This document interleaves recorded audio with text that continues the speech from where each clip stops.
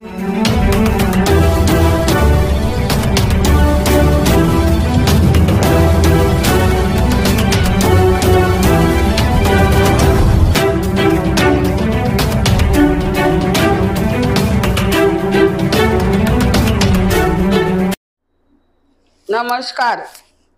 PCR न्यूजमध्ये मी रंजना पाटील आपले सर्वांचे हार्दिक स्वागत करते.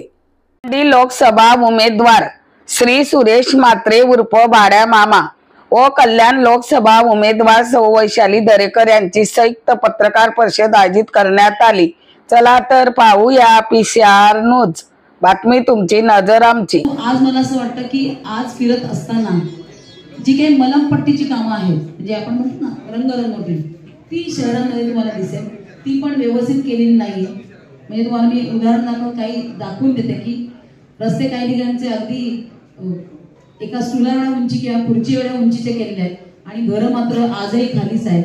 त्या रस्त्यांना मॅच होण्यासाठी त्या ज्यांची घरं आहेत बाजूला, त्यांनी घरं तोडून नवीन घरं बांधायची का यांच्या रस्त्यांसाठी? अजूनही तिथे स्ट्रॉंग वॉटर केलेलं नाहीये. बाजूचे जे साईडचे गटर असतात ते केलेले नाहीये. म्हणजे आता येणारा उन्हाळ्यानंतरचा पावसाळा त्या घरांमधलं ग्राउंड फ्लोअर पाण्याखाली जाणार हे निश्चित. म्हणजे अशी ही रंगरंगोटी केलेली आहे जी पहिल्या पावसामध्ये धुवून साफ होणार आणि जो बकाल चेहरा आहे शहरांचा तो पुन्हा एकदा समोर येणार. आताच मला पोटे साहेबांनी सांगितलं की कल्याणपुरेमध्ये एक मोठा नाला बुजवण्यात येतो. विठ्ठलवाडी मोठा नाला बुजवण्यात येतो आणि असं अनेक ठिकाणी चालू आहे. म्हणजे दिव्यात सुद्धा खारफुटीची जंगलं जी आहेत तिथे भराव टाकण्यात येतोय. आता हे दुर्लक्ष करतायत, लक्ष दिलं जात नाही.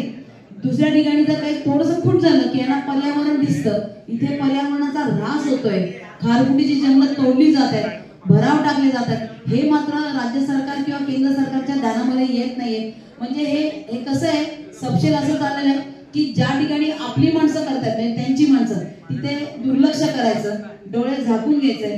परंतु मांजरीला माहित नाही, तिन्ही डोळे झाकून दूध पित असते तरी जगाचे डोळे उघडे आहेत. आणि मला वाटतं हे कॅमेरे तिथे गेले पाहिजेत आणि हे दाखवलं गेलं पाहिजे जगाला.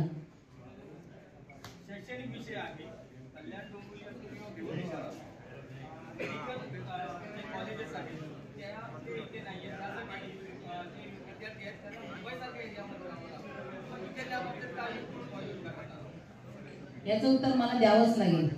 कारण काय, आमचे खासदार डॉक्टर आहेत, 10 खासदार डॉक्टर आहेत. परंतु त्यांनी मेडिकल कॉलेज तर म्हणजे एक आपण म्हणू की आपल्यासाठी एक मानाचा तुरा असू शकतो किंवा मेडिकल कॉलेज ओपन केलंय गव्हर्नमेंटनं आणि त्यामुळे अनेक इथल्या विद्यार्थ्यांना तिथे ऍडमिशन मिळेल आणि मुलं शिकतील.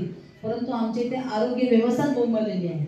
आमचे जे गव्हर्नमेंटचे म्हणजे म्युन्सिपालिटीचे म्हणा किंवा जे हॉस्पिटल्स आहेत त्यांचीच अवस्था एवढी वाईट आहे की त्या ठिकाणी लोकांना इंजेक्शन पण काही वेळेला अवेलेबल होत नाही, काही वेळेला रेबीजचं इंजेक्शन मिळत नाही. ही अवस्था KDMCच्या किंवा आपल्या उल्हासनगरच्या किंवा कळव्यात तर काय माणसांची प्रेतच आपण बघितले. इतकं दुर्दैव आहे आपलं.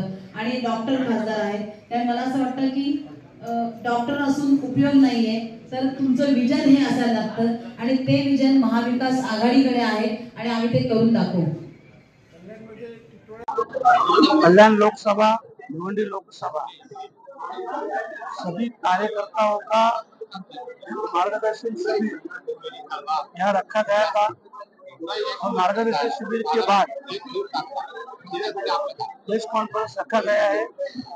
हम दोनों कैंडिडेट हैं, जिला अध्यक्ष सभी प्रमुख कार्यकर्ता तो ये प्रेस कॉन्फ्रेंस के माध्यम से आप जो भी पूछना चाहते हो तो हमें पूछ सकते हैं. मंत्री है और आप उनके सामने चुनाव है.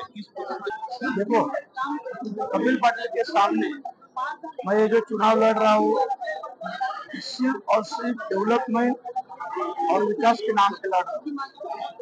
कपिल पाटिल 10 साल खासदार रहे, 3 साल मंत्री थे, पर ये टाइम में उन्होंने ऐसा एक भी काम नहीं कि जो भिवंडी लोकसभा में आप मुझे दिखा सकते हैं. आज एक भी नेशनल हाईवे ना होने के कारण आज भिवंडी तो शहर या ग्रामीण भाग है, यहाँ की जो ट्रैफिक आप देख रहे हैं, ये ट्रैफिक भिवंडी थाना में नहीं, पूरे महाराष्ट्र में, हिंदुस्तान में मालूम हो रही है यहाँ पे कितनी ट्रैफिक हो रही है। यहाँ का आईजीएम हॉस्पिटल का सवाल है, यहाँ का डेवलपमेंट का विषय है।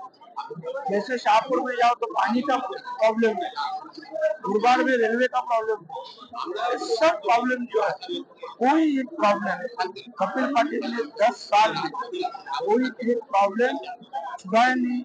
जो 10 साल पहले प्रॉब्लम थे आज भी वही प्रॉब्लम जैसे कि वैसे।